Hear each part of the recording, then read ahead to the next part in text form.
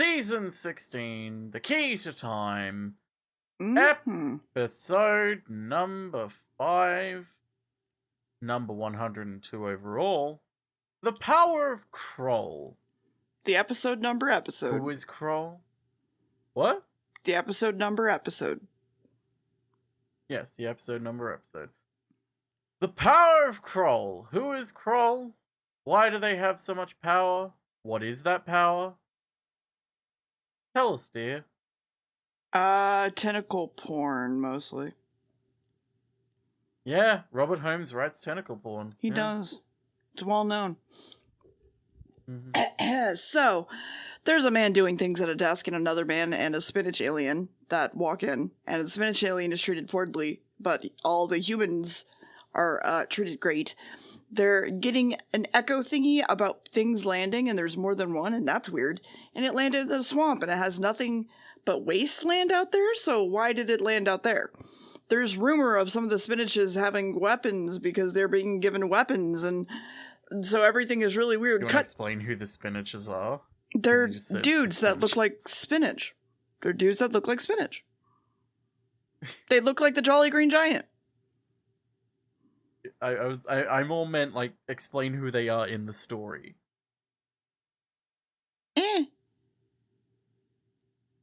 They're the natives of the swampland. Well, I mean, yeah, and that's brought up later, but it's fine. Anyway. Cut to the swamp where the TARDIS has landed in deep grass, and K9 is now left in the TARDIS forever because he can't get out. This is apparently a moon. It's whatever. Point the tracker. It's not picking up anything, which is weird. The men with guns are planning on shooting the fucking doctor, so they take their airboat that away. Meanwhile, the doctor is just fucking around with some reeds, and some spinach dudes are boating around at the same time with their gun runner with them, and they see Romana.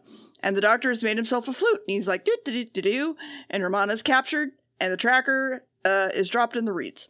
Missing Romana, we now go to look for her and get shot at by space guns. Actually, we just shot the hat. The spinach people are like, those people are shooting, and we must canoe quickly away and take Lady. Too bad the plastic coats are like, oh god, we shot the wrong man, we just shot his hat, it's fine. Doctor learns about the spinach people, but then he's basically captured by the science men. Romana is taken to some place where she's tied to a rock or a log. It wasn't clear. And the gunrunner sits next to her and goes, hey, those drill flies in the swamp, they kill people. That sucks. It sucks a whole lot. So there's that. And then she acts as therapist to him for a second, and then we just kind of pass on because the storm is coming. And she asks who he thinks she is. And he thinks that the doctor is probably in trouble right now. And the doctor is now in interrogation and having trouble at the refinery rig. And the doctor spews some shit having known about this stuff in the refinery. And he's like, you could do this, and it'd make the refinery work better. And they're like, bro, you're a fucking threat. He knows his shit. The spinach people are the only people that know of the swamp. So don't go out there or you're gonna die. Even though apparently we're gonna lose Romana. Meanwhile, the gunrunner just hands off some guns, and they're gonna drive everyone from the planet, because it's their planet. But the gunrunner really wants them to sign this receipt saying that they got the guns. But what about that woman? Let's just sacrifice her to Kroll because we can. The planet, apparently makes protein or methane, or both, and everything is in working order, and that's what the refinery is here for. So they basically are going to take away the entire swamp to get all of that. Fuck the spinach people. The spinach people, of course, want their land back, and the refinery people are like, we are going to civilize the entire planet, because civilization is better. And so now it's time to sacrifice Romana, of course, and we suddenly see a large man thing in the sky, and it nearly stops everyone. So we open the sacrifice pit, meaning while back at the refinery, the doctor's looking around for things and finds a light. And then he just kind of puts it down. Slave spinach dude comes, hey, they're making a blood sacrifice tonight. He comes up, says that, and they're like, ah, fuck, that sucks. I should probably go. And the director's like, no, we'll go in the morning because they're obviously preparing for war. And we also now have some bullshit reason to take self-defense and kill them all. I mean, did I say that? Then the spinach dude that works here secretly takes the light and goes through a vent and escapes. So there was a weasel on the inside who was giving the entire group of people messages and shit. And so the doctor leaves and takes a boat, and he's here for the blood sacrifice. And Romana's brought up, she's tied to a thing. They're like, yeah, crawl, crawl, crawl. And we close the door, and we watch her fucking die to like a weird crab tick thing. It's not really clear. She's just screaming. Doing a scream. Crab tick thing. Doing a scream. Ticky. Yeah. So, doing a scream. This episode very much came from the fact that around this time, this is the era when commercial exploitation of the third world ran into the human rights lobby and started hiring armed mercenaries. The fact that Rom Dutt is played by an Irishman, or rather a man with an Irish accent, kind of speaks for itself. What's worth mentioning, though, is the analogy drawn between oil companies and old-fashioned imperialists in this one. As sort of recently seen in more South American and North African countries, Western governments have little or no compunction about shifting indigenous populations around, or intervening in local elections if there's oil to be found in the region. No! The most obvious example is the late 70s with Nicaragua and Iraq. And using Rom Dutt to, quote, frame the Swampies and justify their use of force, Thorne is applying tactics that many occupying powers had actually used. Notoriously, the British in Afghanistan during the Pathan conflicts at the Khyber Pass. However, all this aside, there's a much more obvious source, and it's a more American source, the sort of Trail of Tears. That sort of whole problem, because, the Swampies were kicked away from their planet and had to live in the moon, and now these people are coming to take the moon again. So it's like, well, this isn't even at home, and we're being made to live whatever. There's more than a hint of early 70s revisionist westerns here. Add to this Romana's Sacrifice being a shot-for-shot remake of the first appearance of Kong and King Kong, and this is getting a little bit complex with all the analogies. The Swampies are both like, they're sort of analogous to very much indigenous peoples in a way, but also in general just like ordinary people. Another set of ethnic cliches may be in play here as well. The whole script is kind of an unmistakable debt to Frank Herbert's Dune. In Dune, a thinly veiled Lawrence of Arabia comes to save someone from evil exploiters. They've moved from planet to planet and now have adapted to a desert world with an addictive substance that's produced by a giant worm, which hunts by vibration, which is worshipped as a god. Sounds familiar? It's basically a different era of Dune. Nah, it sounds like Tremors. Robin Holmes. Sounds like Tremors. I've never heard of this Dune movie book that you keep referencing. It's Tremors, weird. Though. It sounds like Tremors. I don't know what you're talking about. The with only this way it's weird like Tremors, though, is the Dune fact thing. that it hunts by vibration, and there's a thing, but the Tremors aren't massive. Yeah. They're big, but they're not Kroll big. It's fine. But anyway, Robert Holmes was somewhat reluctant about the project. He kind of really didn't want to do it because he was restricted by it has to fit within the arc of the season, and we want you to include the biggest monster Doctor Who's ever had, and also you have to tone down the humor. And he was like, fucking fuck you all. He ended up falling back on many of his standards, sort of the obsession with gas and sort of mining. Villains are shifty businessmen rather than universe conquerors. Sort of, oppressors and oppressed, all that sort of shit is very much Robert Holmes' bread and butter. Holmes takes a 5-year break from the series after this, and returns with one of, if not the most beloved stories. I like it. I don't think it's the best, but anyway.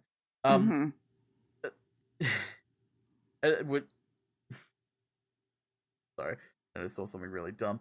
Also, Rom Dutt is a very clear sort of setup for another type of character that'll come into play in the 80s that we get to. A sort of mercenary with a comedic sort of streak to him. Also, the technobabble in this might sound like standard technobabble, but Robert Holmes has actually done his fucking homework here. The use of hydrogen peroxide as a rocket oxidant makes sense for a low-gravity, low-oxygen world. And the methane-protein combination would indeed involve a catalytic cracker. A lot of this was in the air at the time, as NASA and various universities were looking into long-term sustainability of space colonies. So this comes back to the whole, like, Doctor Who tries to use the most available science at the time, and doing their actual due diligence with it, which, is always appreciated, rather than bullshit science like they do sometimes. Anyway, what happens in the next part, dude? Well, yeah, the Jolly Green Giants are hanging out while Romana is doing a die, but the Doctor's here to help, and the Doctor is broken in, and Kroll is just a man in a suit, which is hilarious. Apparently, Kroll died a long time ago, supposedly, and a spinach throws a knife at them and runs away quickly. The gunrunner is told that they'll be attacking, and he's like, you should really just run. Like, you're really outmatched. But they refuse, because why would they be given weapons? There's no other reason, right? Also, Romana mentioned she dropped her tracer. Wait, no, the Doctor has it.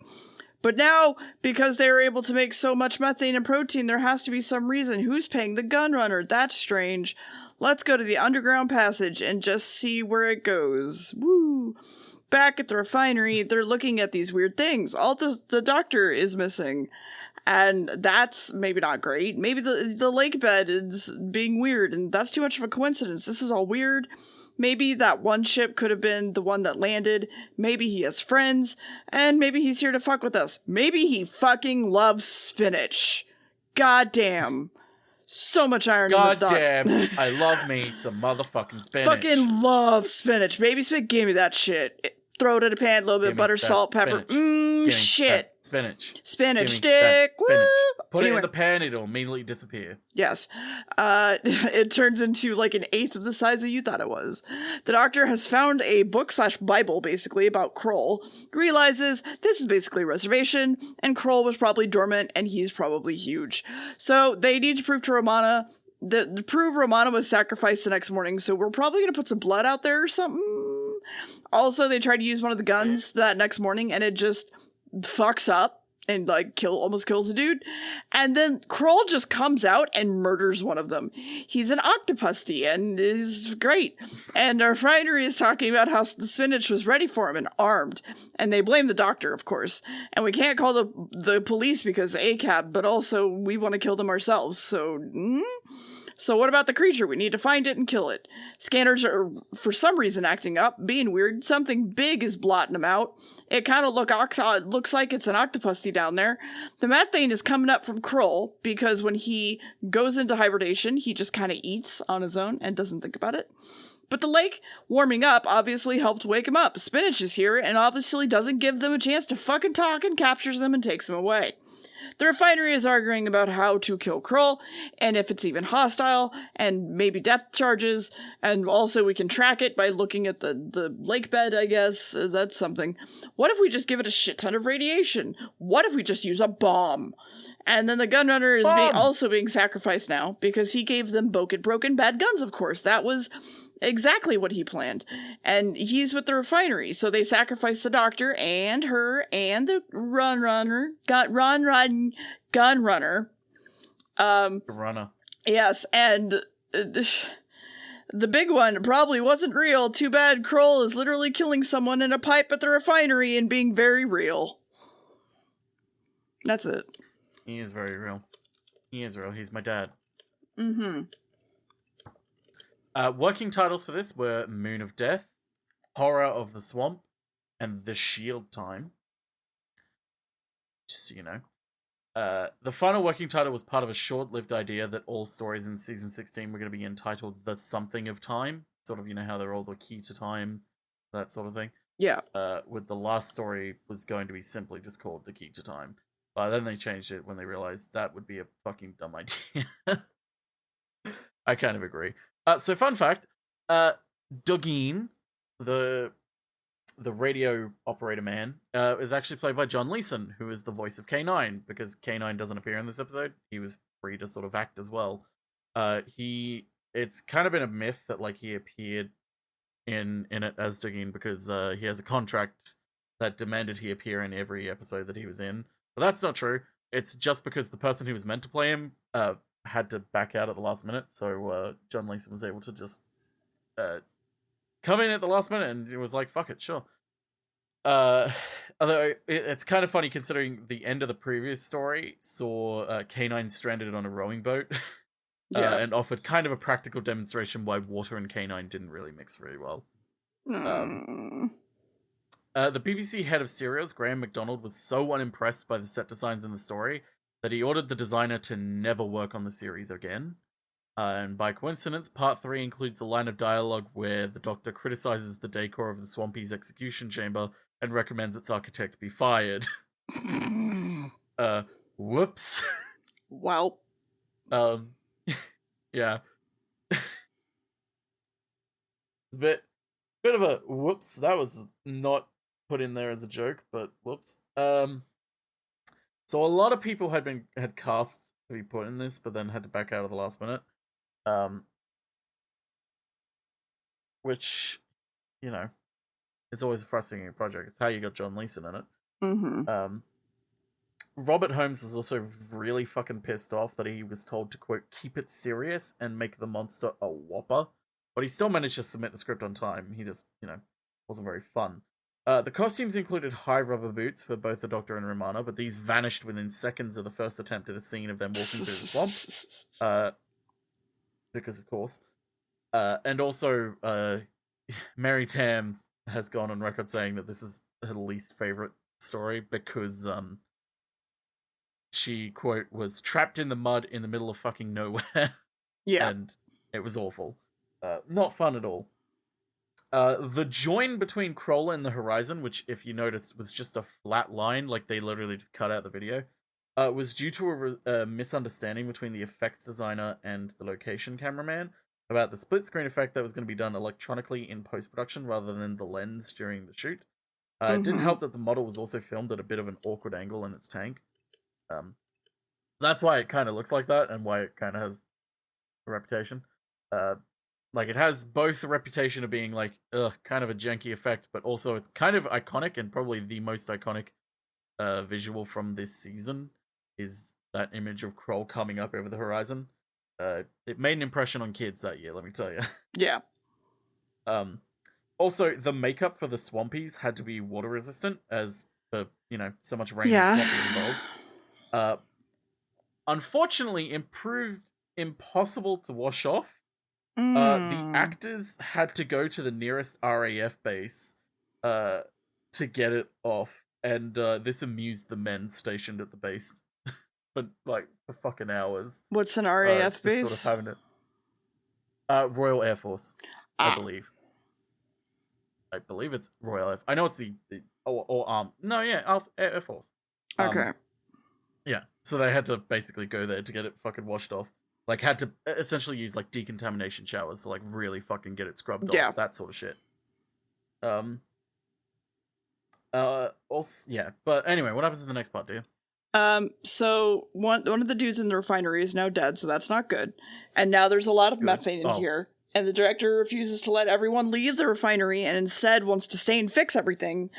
So onto a nice bed of vines and wood and a lovely seething light go the Dr. Romana and the Gunrunner. And they will all be doing the deading because their crimes are so terrible and too much for niceties. And the window is all the Doctor fucking talks about and blah, blah, blah. Architect something, something. Basically, the vines that they are connected with will dry out from the sun and slowly shrink up and slowly pull them apart. Oh no! That was terrible. Oh, okay, Jimmy. Calm down, Jimmy. So they're given a chance to talk about Kroll for a minute, and the doctor's like, I'm gonna just tell you that I know that you have a holy relic, and Kroll has it, and he sees the future. Do you have a minute to talk about Kroll, our Lord and Savior? And then they're like, yeah, we don't want to watch this because suffering sucks. Bye, and they all leave. So Kroll's the timepiece, basically, or has the timepiece, one of the two. So now they're stuck here with no way to get out, and the gunrunner was paid to give them guns so that they had an excuse to attack the spinach people and wipe them out, because they only want red meat. But also the Sons of Earth are activists and call it Mother Earth and think colonizing is wrong. Apparently Kroll is nearly a mile across, and they try to figure out what it looks like out of water, and they're like, I don't know. And they aren't sure how to hit it with depth charges without getting really close, and there's no really good plans. And so another one is coming. So I suppose the storm time, woo, storms. The Doctor and Romana are having a great stretch yoga time, but also means less sun, but apparently that didn't mean shit. And then meanwhile, the spinach is arguing and they need the support of humans, but also they have Kroll, so the leader's like, fuck the humans. The rain is apparently enough to make the spinach think that they made Kroll angry, though. The rain is also fucking with the refinery scanners, and the lightning is hitting all of the refinery and making it go woo crazy. The Doctor, oh my fucking god. The Doctor stares at the window and goes, ah! At a really specific, at a really specific pitch. And they're like, what the fuck are you doing? He's like, oh, I'm sorry. What pitch, dear? It was, ah! And then he was like, he was like, I'm going to do a higher one. And then he went, ah!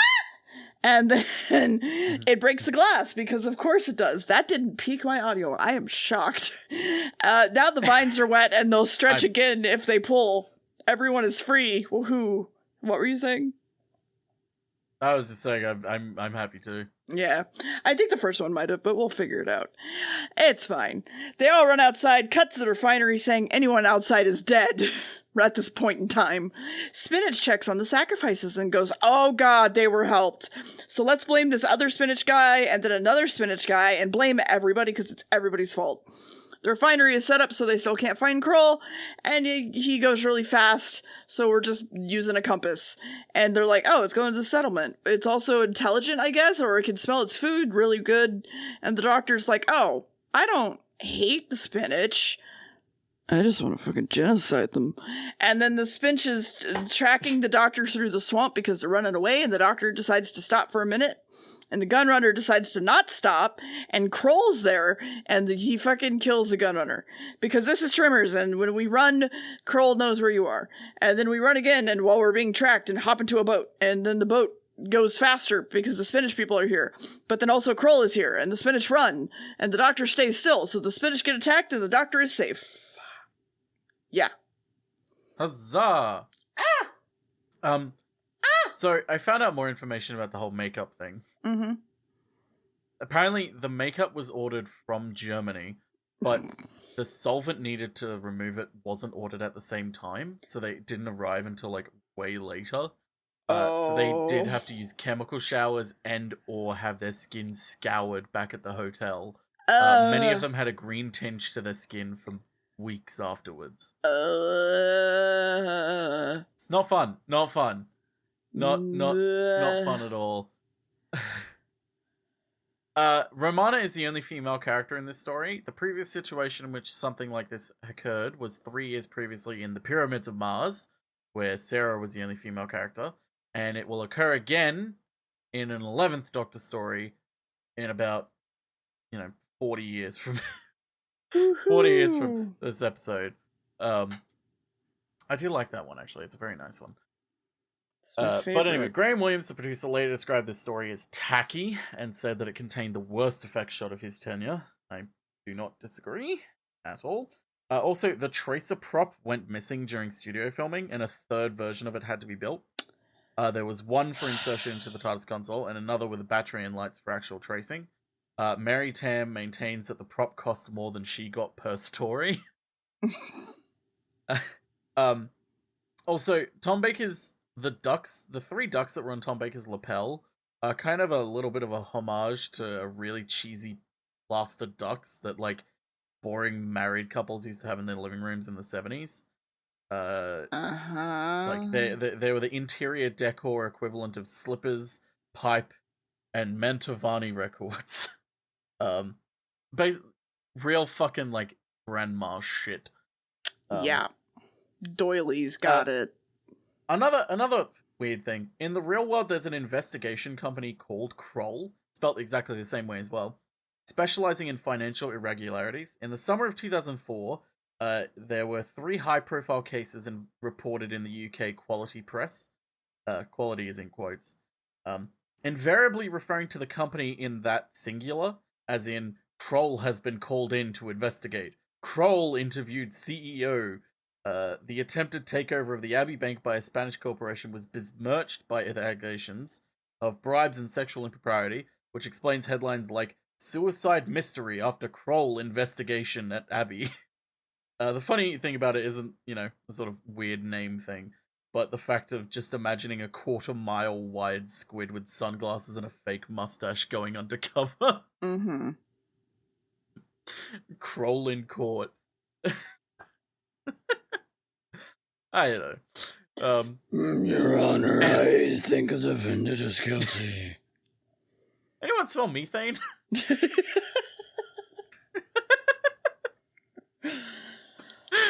is weird. Anyway, what happens in the final part, dear?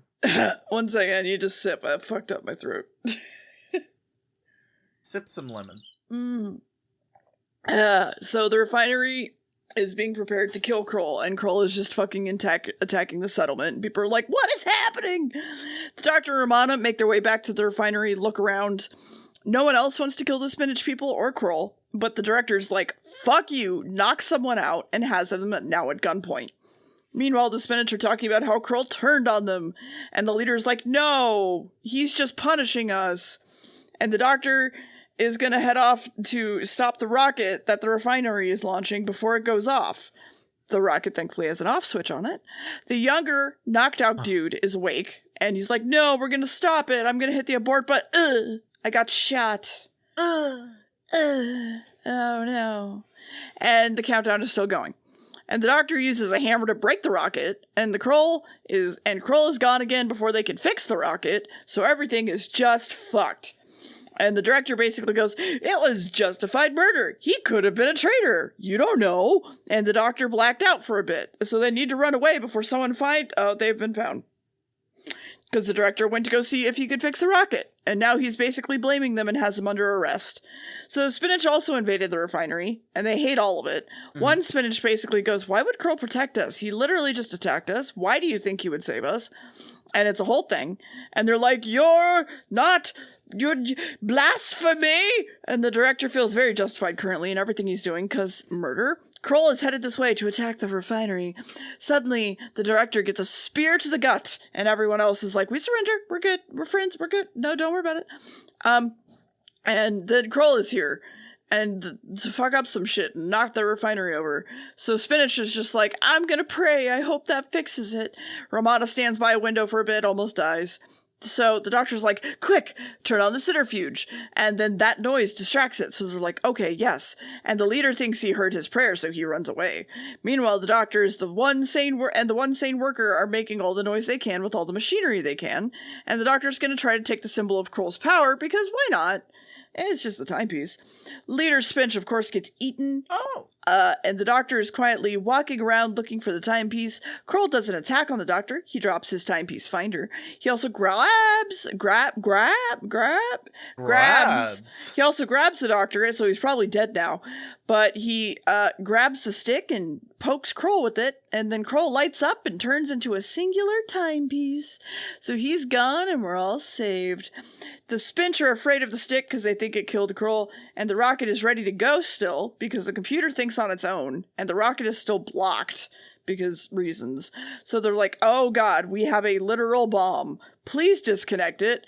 And then the Doctor just disconnects all the wires and hot wires something to something, and then he does a thing and it makes the engine stop. So now it's time to leave, back to the TARDIS, even though we were kind of lost for a bit, blah, blah, blah, explaining how the Doctor knew it was Kroll, blah, blah, blah, putting in words. But now the swamp will only be full of giant squids and everybody's going to be safe again. Finally, just a few giant squids. Mm-hmm. So everyone will be safe unless you're a priest. Yeah. So, The Power of Kroll. It's an episode. It's probably my least favorite Robert Holmes story. I don't know. He has written a few iffy ones. I mean, he also did write The Talons of Wen Chiang, but the racism in that you can chalk up to a lot of people. I believe the racism in that was mainly from the producer of the year. It wasn't entirely from him. Ah. But I'd say it's probably my least favorite of his. Although I've heard the Space Pirates is not that good, but I haven't been able to see it because it's still missing. So that says all you need to know about that. Plus also maybe The Two Doctors, but The Two Doctors has its own sort of problems. It has the sort of racism problem of, the Doctor meets an alien race and makes assumptions about them based on his history with that race, and it's like, oh, that means the Doctor's racist? No, the Doctor is correct. This race is just evil. Or like, this race is just all this type of people. It's a weird science fiction problem that a lot of people it's hard to do because, you can't wrap your head around all sorts of things at once, like, Sontarans, like, what Sontarans are, what Daleks are. I don't know, we'll talk about it more when we get to that episode, but yeah, Power of Kroll, what do you think, dear? I gave it like a 3. There's just so much shit I just don't care about. There's like just... You don't like swamps? I don't like religious leaders arguing, being like, no, it's you. No, actually it was you. No, if I kill all the people around me, it'll just fix itself. Woo-hoo. And then also, I don't know, I don't really like too much of Robert Holmes' writing, to be honest. It's kind of samey, if I'm honest. You just don't like swamps. It's okay. I mean, I watched Shrek religiously as a child, and I memorized the entire, the back part of Shrek 2, the sing-along that was like American Idol. But how much of that movie is actually spent in a swamp? I mean, I'm just saying, like, I have no issue with swamps. I have no issue with swamp. One of my favorite movies has a swamp. I told you, I fucking love spinach. Anyway, the next episode, the finale of the season, a whopper 6-parter. The key to time has all come to this. The blank factor, dear. Fear. No. 2 more guesses. Final. No. But you kind of close. Combine the two together. What? What do you mean? Combine final and fear together.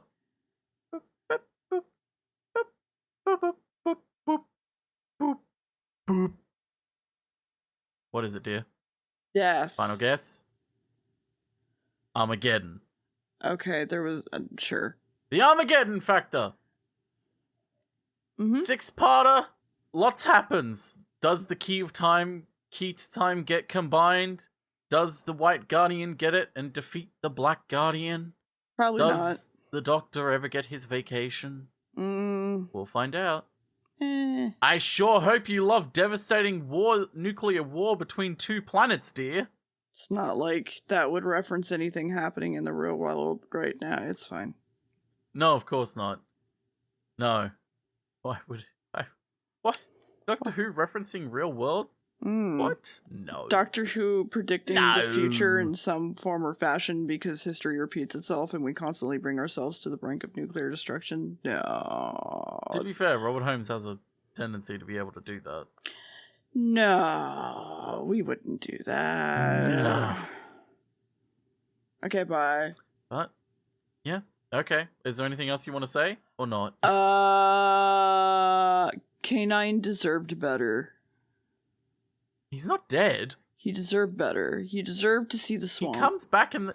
He deserved to see the swamp. Would it help if I tell you how he has a pretty pivotal part in the next episode? No, because he deserved to see the swamp. He deserves to go on all the adventures and not get stuck in the TARDIS. But he would have gotten stuck He in the deserves the swamp and world! killed. He deserves the Okay. world. Okay. Next Okay. episode, K9 gets the world. Okay. Thank you.